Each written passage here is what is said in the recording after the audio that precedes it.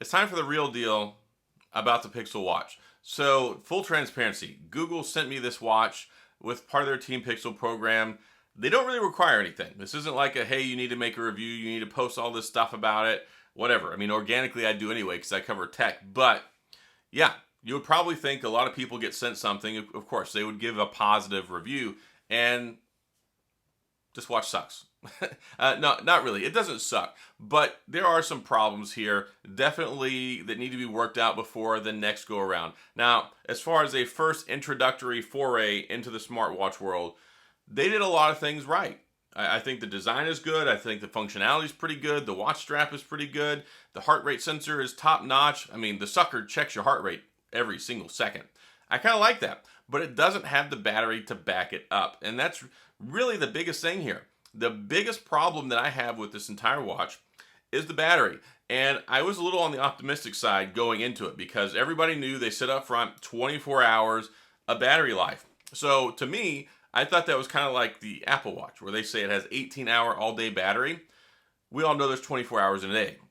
So it's kind of funny that they call it 18-hour all-day battery. I will never not quit making fun of them for that. But when it comes to real-world applicability, their watch actually does last a day. Usually it gets me about a day and a half before it dies in the middle of the afternoon.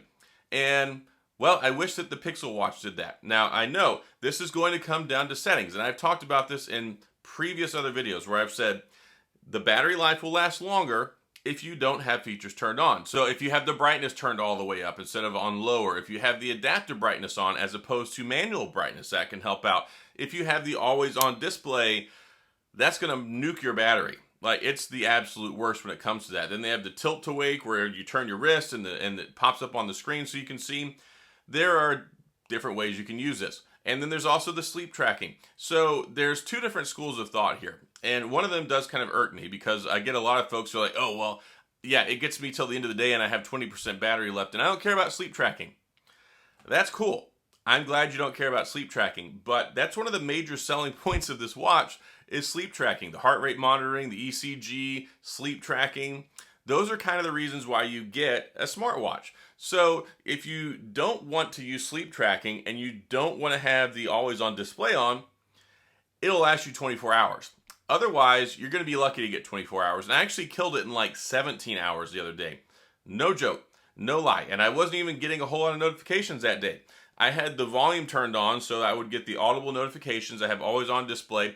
I actually have it on the lowest brightness setting. I don't have it on the highest. I don't like adaptive brightness. I don't use that on anything.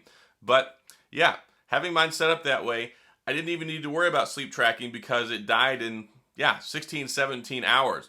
I did a test compared to my Apple Watch Ultra, which this is not even fair. Like, I'm putting an asterisk next to this because they're not even comparable. But here we go, right here. My Apple Watch Ultra. So I had this on, wore one on each wrist. I was super nerding it out in the woods, right? So after 13 hours off the charger, I even took a picture of it. I had 81% battery left on my Apple Watch Ultra and I had 19% left on my Pixel Watch. 19% after 13 hours. That wasn't going to get me through the whole day, not even carrying me over to sleep tracking. All I was doing was just a bunch of hiking around outside that day. Like, I was hiking around and maybe it was just killing it, having to keep track of my steps. Maybe because I was outside most of the day, but I didn't even have adaptive brightness on, so it shouldn't even been messing with the lighting that much.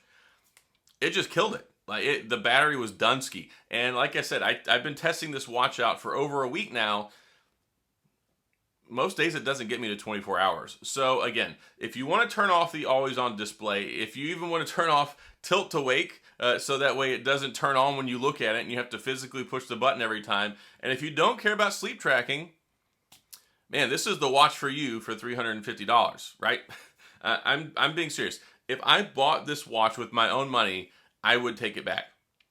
Thankfully, Google sent this to me, so I don't find myself in that position. But this watch is useless to me.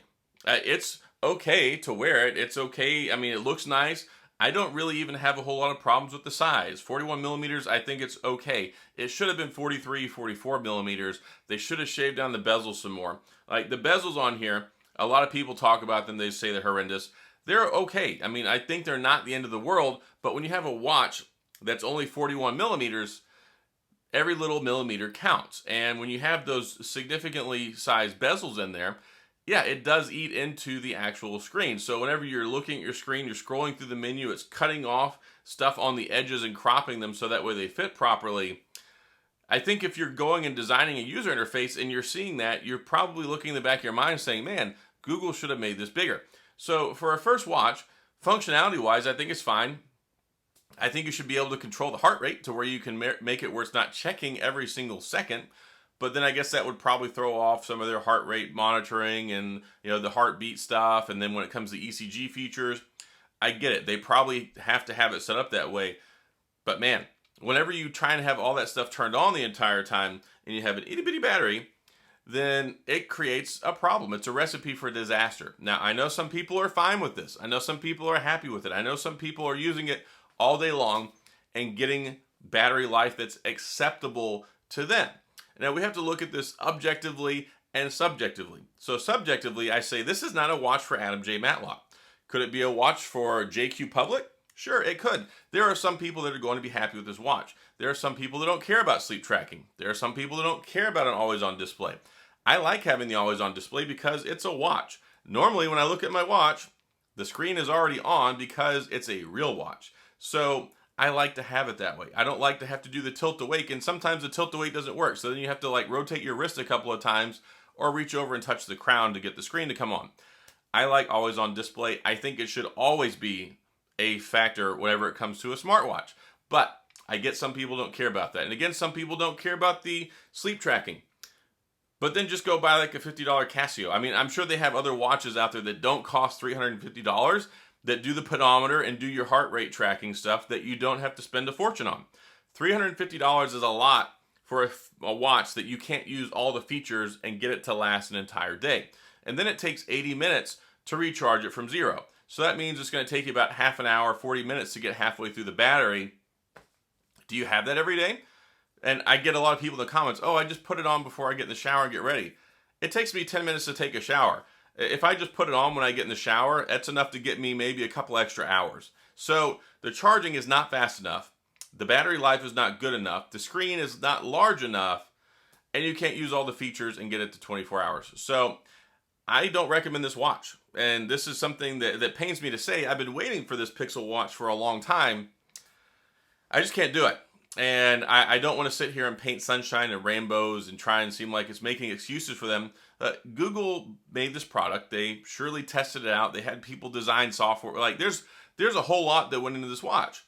And if this watch came out 4 years ago, it would have been great. It would have fallen in line with every other watch. But when you can get more than that with every other watch that competes in that category, if I were to spend my money on a watch, it would be this one right here, the Galaxy Watch 5 Pro. I love this watch, about the same price, and it gets me about 3 days of battery, and it does everything that this watch does, but with a larger screen. I think it looks better. I like the accessories on it. I like the bands. I mean, there's so much, it feels much more premium and refined as opposed to the Pixel Watch. The Pixel Watch is okay, but then you have to look at the paywall issue with the Fitbit Premium you have to pay for that costs $10 a month. It's cool that they give you 6 months of it for free, but after 6 months, you're stuck paying $10 a month so you can use the expanded features. So $350 a month, plus you got to pay $10 a month extra for these features that you can't largely even use. Yes, if you even care about using them, you can't use them because it won't last you all day. So you have to find a time period at some point in time during your day to effectively charge this watch for an hour to make sure you can get 24-hour coverage, which is effectively 23-hour coverage. And then you got to find where you're going to put it on the charger. And remember to put it back on your watch, put it back on your wrist. That's another problem. That's one of the reasons why I don't use the Apple Watch. I bought the Apple Watch Series 7. I had the Series 6, the Series 5, the Series 4. I had the same problem. This is not a unique to the Google Pixel Watch problem. This is a lot of different watches problem. The same thing with the Apple Watch. I refused to wear it because once they added the sleep tracking in, it was basically useless because you could use the sleep tracking and then the next day it would die before lunch. And then you're like, okay, I'm at work. I don't have anywhere to charge this. So I got to take my charger. I got to have an extra charger at work. That's why you never see me make videos about wearables. That's why I wouldn't really cover them before. I didn't care for them. I like the idea, but whenever they basically won't last an entire day reliably without having to put them on a charger for an hour at some point in time, I would always forget. I would put it on a charger. I'd go to sleep. I wouldn't use it. I wouldn't get the benefits out of it. That's the same problem here. this is just like the previous Apple Watches years ago before it actually got a little bit better on battery life. I will give Apple credit. It will at least last me 24 hours. It'll last me about 30, 36. The Ultra, that's why I bought it. I don't care about the diving features. I don't care about the additional button on here. The only thing I care about is the battery life. It gets me 3 days. So that means that I can time it out. I can plan it. I can charge it when I want to. Charges pretty quick. And I can take advantage of everything for 2 full days.